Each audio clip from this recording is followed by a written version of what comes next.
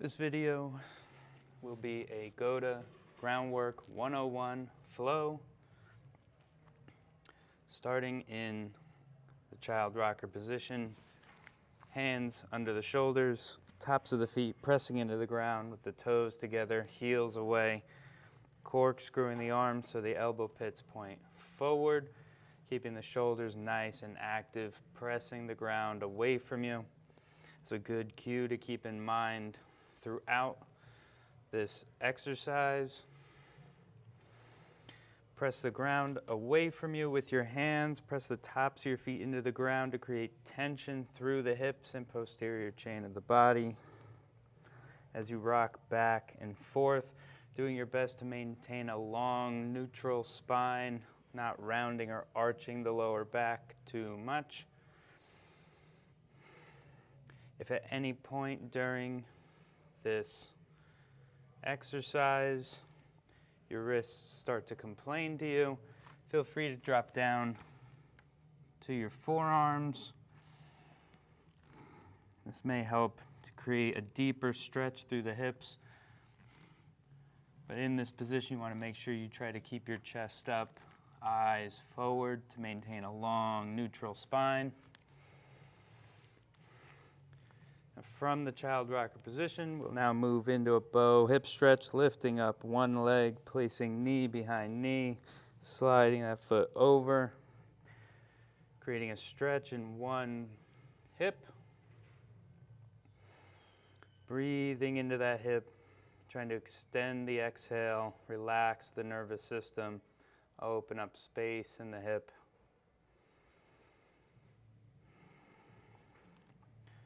Gripping the ground with the hands, staying active through the shoulders, pressing the ground away from you, pressing the top of your foot into the ground.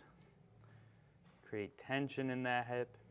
We don't want a lazy stretch. We want to create strength as we create length.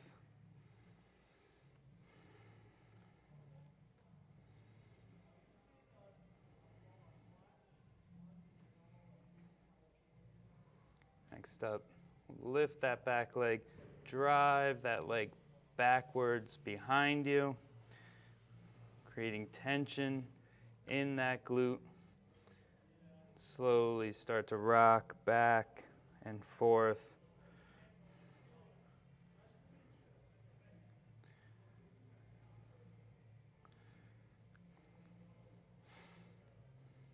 Creating a dynamic stretch through the hip and stability. Keeping those elbow pits pointed forward, hands gripping the ground, feet pressing into the top of the feet pressing into the ground. I guess it would be the top of the ground. Be hard to press into the bottom of the ground. Chest up, eyes forward.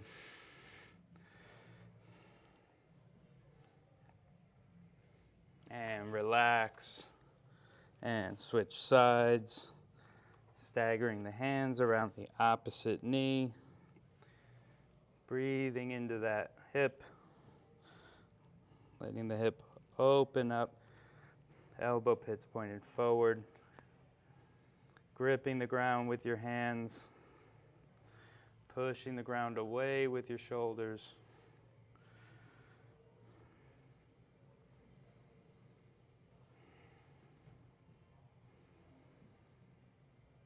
Chest up, eyes forward. Inhaling deep into the belly, exhaling slower than you were inhaling. Trying to extend the exhale, relax the nervous system, release the tension. We'll lift up that back leg. Drive it back into the wall behind you and start to rock back and forth, creating a little more dynamic stability in the hip.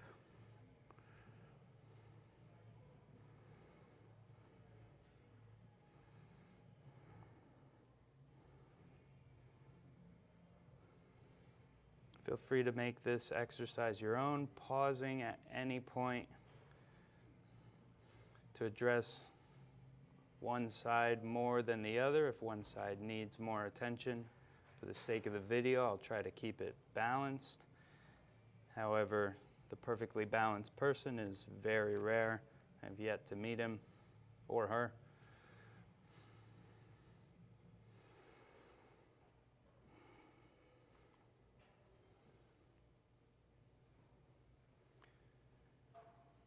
And bring that leg back down. Pressing the tops of the feet into the ground, toes together, heels away. We're coming back to the child rocker. Rocking forward and back. Pausing at the end of your range. You may feel a stretch in the tops of your ankles, or the back of the hips, or anywhere in between. Maintaining a long, neutral spine, keeping your chest up, eyes forward. Elbow pits pointing forward. Active hands, active shoulders.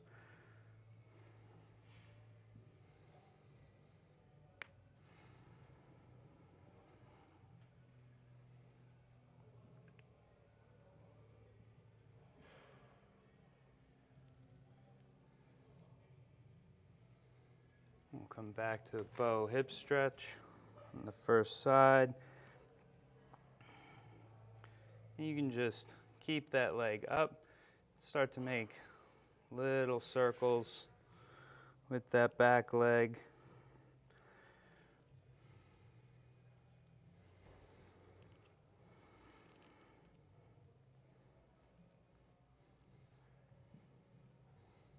And from here, turn the leg over, bend the knee, and try to bring that knee up into your armpit and press the leg back behind you. Going through this range of motion at your own pace, you'll find that you'll start to flex the spine to the side. That's natural. Spine is meant to be flexible. It's also meant to be stable when it needs to be stable. It's about finding the balance between the two. Then we can take this similar motion and start to crawl up and back, essentially extending the rocker motion that we were doing before. This time moving the hand, and you'll find that lateral flexion of the spine as you crawl up and back. And switch sides. Starting with small circles, the back leg.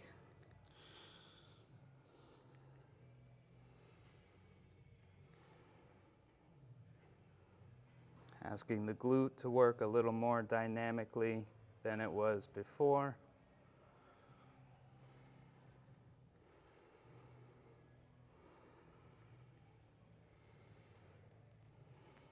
And bringing that knee up into the armpit.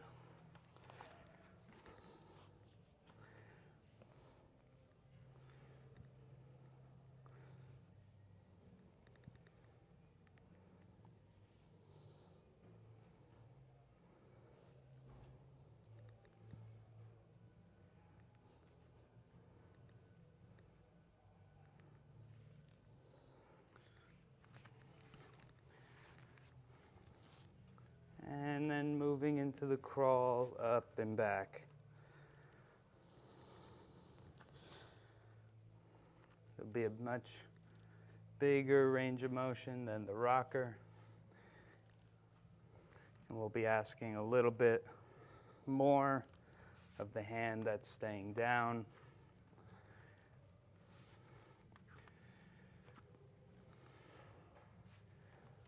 We'll come back to a child rocker. It's a great position of rest. However, you can also make it very active. The more you press into the ground, pressing your arms away, you can also grip the ground and bring yourself forward. Start to engage the lats to bring yourself forward. can really make a lot of these your own, whether you want to focus on the hips. You can pull yourself back with the muscles on the front of your hip, push yourself out with the muscles on the back of your hip. Do the same thing with the shoulders, pressing yourself back, the muscles up here, pulling yourself forward, going back and forth. We'll come into a bow hip stretch. Just find some relaxation in this position as we start to wind down this flow.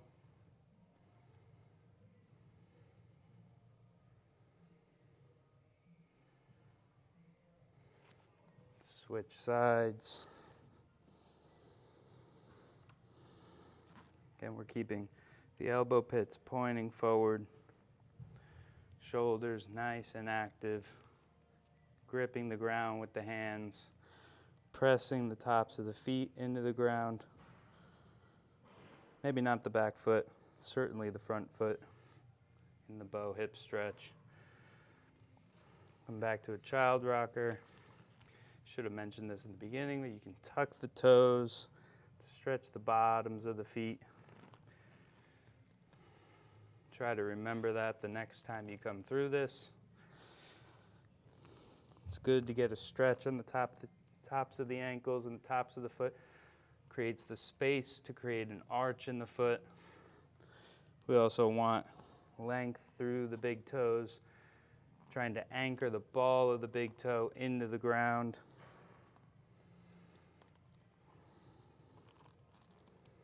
Hands stay nice and active. Keeps the pressure out of the wrists.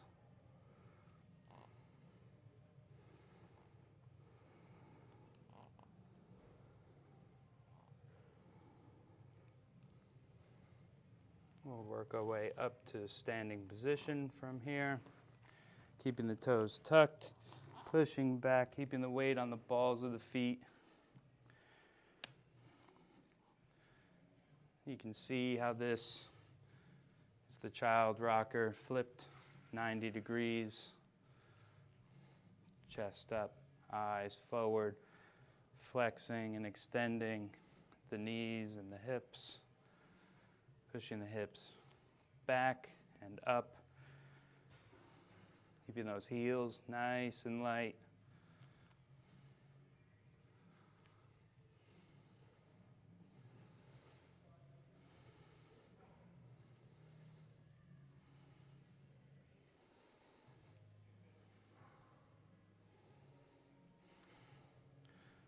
Again, I would encourage you to find parts of the exercise that speak to you.